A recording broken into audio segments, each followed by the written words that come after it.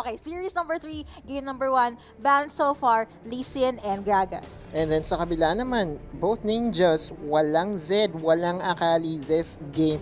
And look at this, skill matchup kaagad para sa Baron laners natin, Fiora and Camille. How exciting Fiora can this and be? Camille, I call this. Yeah. Alright, so we already saw this matchup. And again, it's all about just being able to get that level 2 earlier than your opponent. And I don't know, natutuwa ako kasi we have been highlighting this matchup early on pa lang. And I do hope they will be able to deliver because JLC, flat out, he is strong. But if he gets punished early game, he literally looks like limping siya. So are you suggesting that Trevor should play around Azar para magkaroon ng advantage sa Baron laner? Because if we're talking about playing around the top lane, Impressive is also able to do that. And right now, ang hinuhover niya is Xin Zhao. Impressive with the impressive plays. And yes, I do believe that Trevor could invest time sa Baron lane just so makasecure sila ng snowball dito. But again, depende pa niya kasi si Impressive, he literally roams all over the map and he has Xin Zhao. Wow, okay. So, this is a game 1 lineup. Just game 1, guys. Right, because game one. look at this. You have Yasuo on the side of Team Secrets. Abila naman, you have, standard Orianna. But look at this. Graves in the Dragon lane. Is this really it? Wait. Yeah. I mean, okay, if we're gonna look at yung description ni Graves sa Wild Rift, I would understand. Yeah. So he's labeled that way, but we actually haven't seen him being picked as an ADC sa Icon series. Right. And okay, that's gonna be an ADC Graves. Nice. Eto na yung ngiti ni Otulus na naman. Kasi nakakakita tayo ng, sabi ko nga, this is a game 1 strategy, right? You can explore your, kumbaga, your depth sa game 1. Show of hand lang and tignan mo kung paano magre-respond yung kalaban mo. If Omega Esports can win with this composition, the onus is on Team Secret on how they can respond because lineup-wise, you're looking at Team Secret with a more standard one. That's true. Right? So, sa kabila naman time-lapse. Mahirap kasi sa Dragon Laner Graves is nahaharangan kasi yung mga normal attacks mo if you're Graves right? Yeah. Although the burst is there and you have stronger on Janna na, paano ba? Okay din naman. Pero mas kilala kasi stronger sa kanyang mga Alistar plus Blitzcrank, right? That's true. I was honestly thinking na he would pick up Blitzcrank, but I guess it's all about sustaining Graves. Kasi, if we're gonna compare yung range ng dalawang Dragon Laners and dalawang ADCs, they're even. So, of course, lalapit si Corki kay Graves, and Graves will be able to just throw skills, right, like Corki's face. But I'm not sure if... No, I don't see Graves going toe-to-toe against Corki. Even in the late game, mas may potential mag-burst down etong si Corki. If anything, I can say na pwede siyang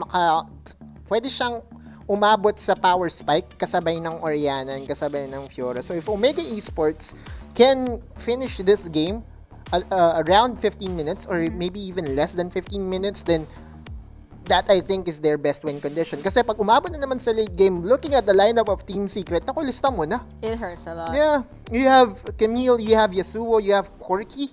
And standard lang, pero I'm not going to count out Omega agad-agad dito dahil you know Omega. You know how it is. Napaka-unexperienced sila when it comes to tournament. So, ladies and gentlemen, this is series number 3. Game 1, Omega Esports versus Team Secret. Of course, tahimik muna ang early game natin. Unless gusto nila magbakbakan agad-agad, but I do not expect that. So, of course, Chewy on this Corki, just holding his ground there or just staying where he is. We have Stronger just at the base. Well, this is interesting. I'm not 100% sure as to what's happening, but all we can ask for is for Stronger to move. Or I think everyone on their team is having some internet connectivity issues. Kasi parang walang gumagalaw dito sa Mega Esports Yux. Okay, I'm Look just at this. gonna- They're now calling for a full push, mid 5-man push. Sabi ng Team Secret. Okay, Mukhang so- na-DC yung kalaban. Tara. Okay, anyway, Team Secret just going ham on that mid lane. So they will be able to get this mid lane turret.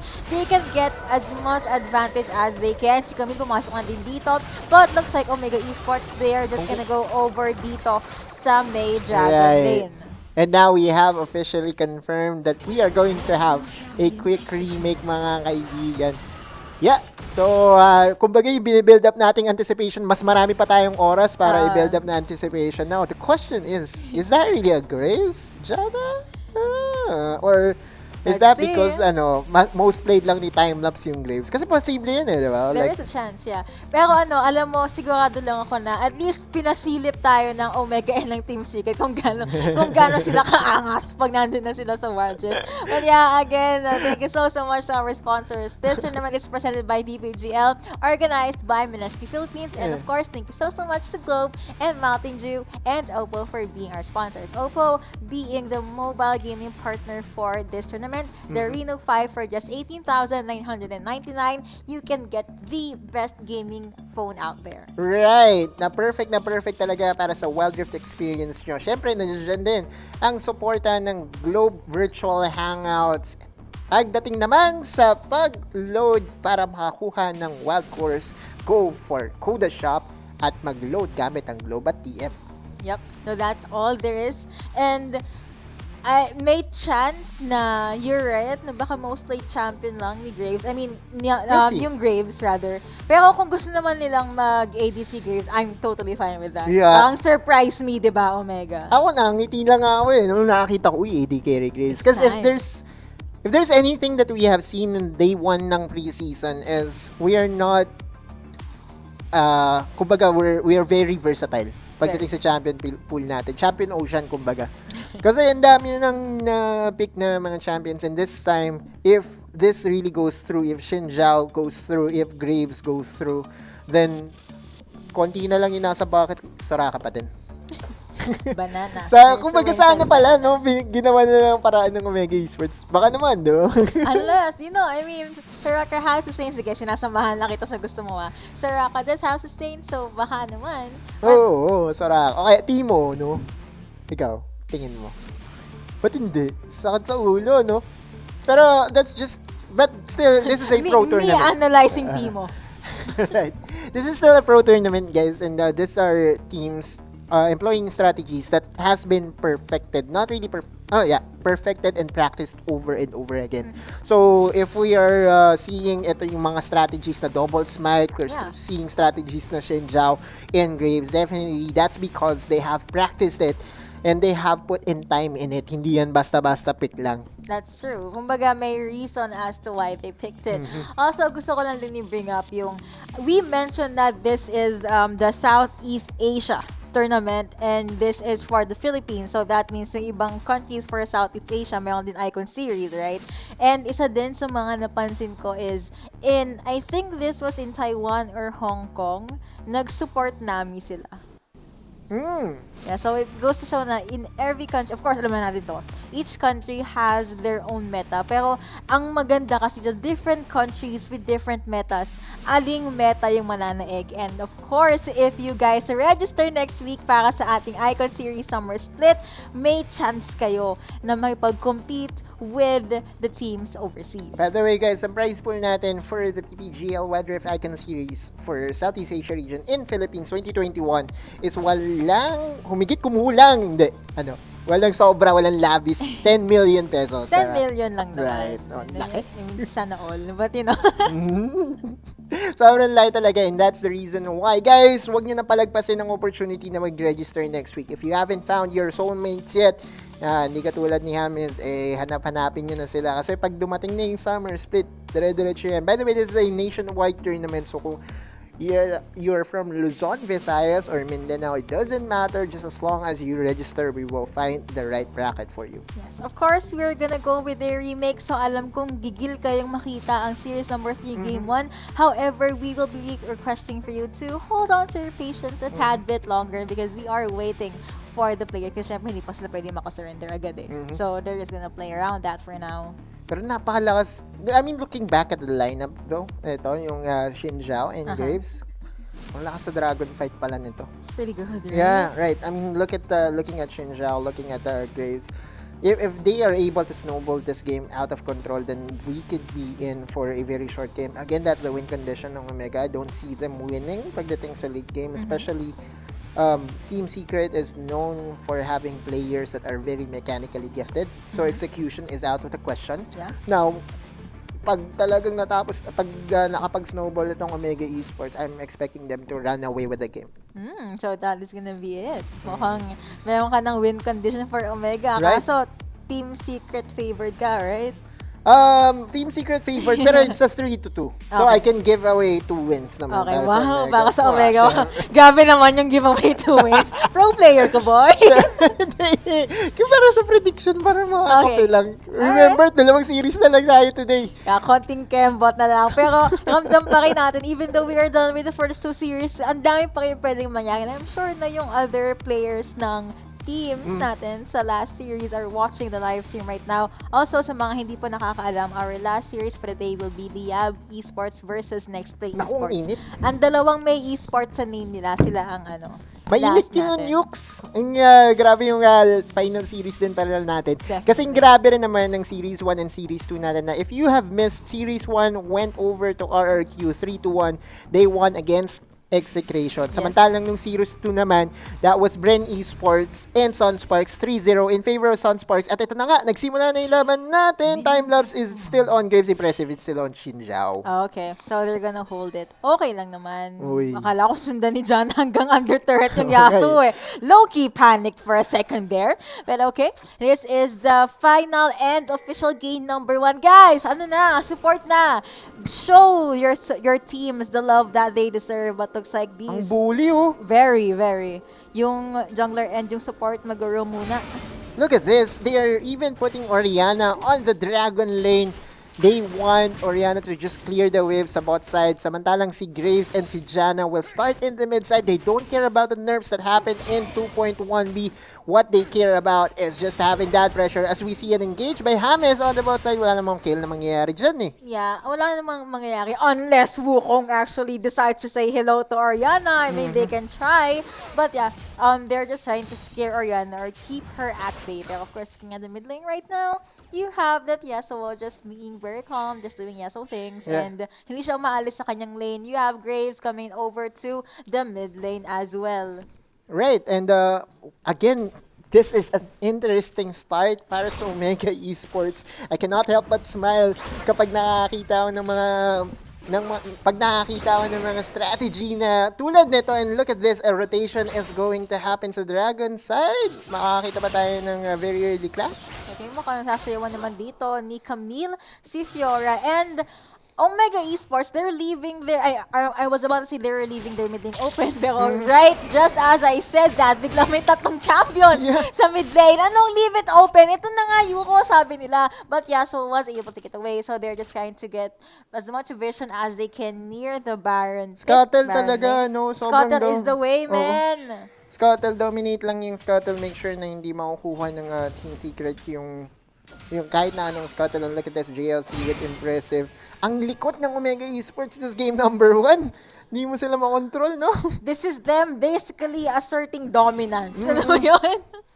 Okay, this guys. Wave clear lang ni Timelapse yung gitna. Tapos much. sama ka agad kay Xin Zhao. Tatalon na yan sa turret, I guess. So they can just pressure Oriana. First kill of Janna gonna be used right there. And just Wukong and Yasuo just roaming around sa may side ng mid lane turret. But Oriana was able to survive that one. So na-clear din niya agad yung wave niya. What level is she? She's level 4. Wala rin naman kasing kill potential dito si Tatsuri. And even if you go at the bot side, yes, you have that Alistar that can engage. Yes, you have that burst from that core key. But if there's that one champion na sobrang safe talaga, that's the Orianna on the rise. Hahantayin lang ng Omega Esports na mag-scale yan, getting that command shockwave, getting that first item, and mamaya 100% sure ako sa lineup ng Omega Esports, they will contest for the Dragon. Okay, Graves going in for that reset. What looks like that is gonna be first blood secured by Jan. A beautiful engage from Orianna. Pagkatang shockwave naman nun. Nagulat din tayo pagdating ng camera doon. May namatay na. Even though that was just a support, and support din yung nakapatay, it was a battle of supports. Crazy. Call me crazy. Call Omega Esports crazy in trying to invent something that hasn't been seen, mga kaibigan. Look at this. Graves mid lane. Inahayaan lang nila si Arise sa Dragon lane. And now we are 30 seconds into the first contention of the map in that win rate. Yep, that is true. So, Fiora, mabilis naman yung mag-playing wave na yan. We are now at the 3-minute mark. Yeah, 3-minute mark. I had to squint right there. But, alam mo, na-realize ko yung Team Secret. Sobrang gulo din ng ano nila, ng galaw nila. Kumbaga, Series 1, Series number 2, yung usual na nakikita natin sa mga games and tournaments, yun yung pinakita nila. But now, Omega Esports and Team Secret, they're showing us something different. Si Alistar dito, but the follow-up damage was just not there. If there's anything that to watch out for if you are Omega Esports is that this core key by Team Secret has a special delivery available. Still, nandito pa rin naman si Timeless, and look at this. Oh, ikot-ikot lang, and Blue Team was able to get that Dragon, pero nag-Valkyrie din ang core key natin dito. Magalaw natin dance around. Hindi na makagalaw dito. Bukong Dosig by Furious, sumasayo lang si Kenley, and here comes Camille with the Hextech ultimatum. And of course, that Gragas does say goodbye, Graves rather, pero mukhang nasayawan din ng Omega Esports ang Team Secret dito, man. Overall, ang bilis na na. Yeah, overall, it's a 2-for-2. But, if you're going to ask me, Team Secret ang nanalo dun, because every time that they will get a trade na even, they are prolonging this game. And again, pag umabot to sa late game. Yeah, late game, Team Secret should have this in the bag. Now, impressive, look at this, an item na hindi kadalasan binubuo sa jungle. That's a, that's not a Guardian Angel start for this Xin Zhao. Talaga gusto talaga nila mag-damage time-lapse on that Youmu's as well. They want to bank on that damage since all about kailangan nila all tapusin about agad fighting and gaya nga sabi mo, early to mid game yung power or yung advantage ng Omega. Though, meron pa naman silang assurance for the late game. Kinakaya. However, if compared to Team Secret, it's scary. I cannot find that late game potential pa talaga for Omega Esports right now. Because, time-lapse, it's not your ordinary Dragon laner, kumbaga. So it's all about execution. Omega Esports has a time bomb here, but right now, if we're talking about Omega Esports, it's all about experience kasi. And now, Rift Herald has spawned. Talaga i-contest yan ng Omega Esports, walang question. Literally experience even sa EXP points sila within the game.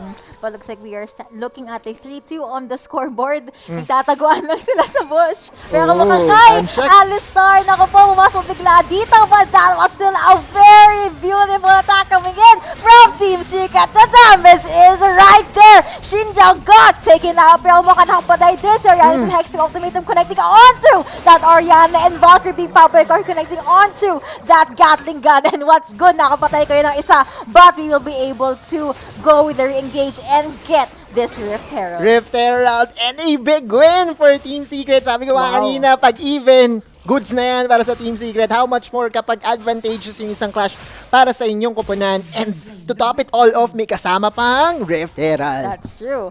Also, yung pag umatak si Camille, yung pinakadulo pag tinamaan ka, may slow yon. Kaya medyo na slow si Fiora dito, pero bilang pumasok si Alistar. Right. Wild Drift, galit na galit. Galit na galit, gustong manakit, kumbaga. So again, you guys. can see his skin, right? He's raging with fire. So 7 minutes into the game so far, yung concentration ng lineup ng Omega Esports, which is to try to pressure the early game, mukhang nagba-backfire sa nila. Look at this. 27k na ang pera ng Team Secret, samantalang Omega Esports is just at 25k. 2k gold lead. Malaki na yan eh. Kasi bukod dun sa gold na meron na lamang itong Team Secret, yung potential din ng late game nandoon. So, Kumbaga, nag-exponentiate yun lamang dito ng Team Secret if you're going to ask me. Wow, exponentiate. Big word. Nag-dub si Otulus. He was so proud of that statement. But that is true. And next objective will be up in 27 seconds. I can't say na slow-paced game to kasi literally naghahanapan sila ng next spray. But let's see, most probably the next fight will happen. If not, in the mid lane. Dito naman tayo sa may Dragon Pit. We have Corki standing alone. Pwedeng i-pick off ng Omega Esports, but I guess Corki will be able to escape. Alistar and of course that Wukong, they will just stick together. Hi! The first hit of Janna did not connect. Pero ang pagmamabot din naman kasi agad ang Team Secret. Ocean Drake is now up. Right, Ocean Drake, point of contention para sa Mega Esports again. If there's that win condition for them, that is to win clash after clash sa early at may press yung advantage nila mag-snowball. Pero sa ngayon, pinipigilan sila ng Team Secret eh. Pwedeng mag-steal, pero naku po na yun, lanalik ka dito. Hindi ko yung maalis sa Elvasi being popped as well. Grabe naman yung Team Secret dito. Galit na galit, but let's see. Omega Esports, they can still make things happen. Reddy was able to steal that dragon. Shinjao nawala din dito. Naku po, Team Secret, most of their win conditions are being checked. And Omega Esports, they're just forced to go back. We have Rift Herald marching sa mid lane and it has a formidable amount of health. So at least, if not taking down yung turret, kalahati na yung second mid lane turret ng Omega Esports. And you have, of course, this Yasuo and this Wukong at the Baron lane. Tumataas lang, 2 items na. Tingnan mo yung Corki tsaka yung Camille pareho na sila may Triforce and napakadaming IE. Talagang pasara na ng pasara yung bintana ng pagkapanalo rito ng Omega Esports. Again, this is game number 1. They have the luxury to play around with things. And I think this experiment is almost all but over here sa game number 1 natin. Dahil yung lead ng Team Secret, palaki na palaki, 5K gold lead na to, mga kaibigan, and ang layo nito if you're going to ask me right now. Look at this, meron ng free reign yung mga solo laners ng Team Secret, and I'm talking about Yasuo and Camille. So, split na lang nila yung mapa and wala na rin talaga magagawa rito, Omega. There's a chance that Oriana will be boxed in. But meron naman Graves na, he's going back, never mind. Pero mukhang Team Secret, they're very, very confident with the invades. Yep. They literally do not care and alam nilang they're that much ahead. And gusto nilang makasiguradong yung advantage nila or yung lead nila, mape-preserve pa nila. That's gonna be the first kill of Janna being popped. Pumalag, but apparently did not connect. They're gonna take out that ward as well, or at least take out 2 of its lives. By the way, ito, Yuxa, hindi natin masyadong nabe-bring up, pero we have James, the captain ng Team Secret. Yes. Yung nagbuo ng Team Secret, finding the right timing again on this Alistar, proving a point na naman that Alistar is a 100% pick contention worthy talaga. Kumbaga, no? Kung hindi mo ibaban, i-pick mo. What is a DC without the support, diba? Yeah. So, Alistar really making those plays hanggang third series natin ngayon. Okay, Baron is now up. So, of course, that's Team Secret has their eyes on that objective. Pero mukhang Camille and that Fiora nagsasapakan or nag-esmadahan na. Parehas sila na. Tama. Parehas nga rin sila nag-grasp of the Undying. So, every time that they look at the items, oh my god, that's a Trinity Force. Plus, the Death's Dance already available para dito kay Azar. Nakaka-asar talaga if you are JLC. Nakaka-azar naman talaga. And Rallis na binats down and Fiora popping that ultimate pero mukhang pinang-mabout na lang din niya agad. Camille will be able to get the neutral jungle objective. And the Team Secret, they're near the Baron lane, but no fights just yet unless I really think Omega Esports should try and risk this. You have the shockwave from Oriana. Pasikip na ng pasikip ang buhay ng ang base dito ng Omega Esports. Did you just laugh? No, I mean, we're talking about Omega Esports kasi I'm looking at the minimap really. I'm concentrated on the minimap, Yuko. And mapapansin mo, magkakasama sila. So the farm isn't as available as the Team Secrets. And I don't think, may win condition pa ba rito ang Omega Esports or the window has really closed down na? I don't think so. I Okay, think so this is roughly 7K gold lead in favor of Team Secret. I would just bank on the statement na kailangan nila ng hindi isa dalawang clash na they will have a phenomenal win. right. So, getting over to another Drake, 5 seconds. They might opt for a trade. Ito yung kamikaze play, kumbaga, do or die na to. Okay, speaking of do or die, Omega Esports gonna try and get that Baron. Pero 5-man, Tele. ikot lang dito. They're literally all over there. Pero mukhang ayos yung mga sunod agad sila dito. And goodbye muna sa backline ng Omega Esports dito. Fiora said goodbye. Pero wala pumasok din dito.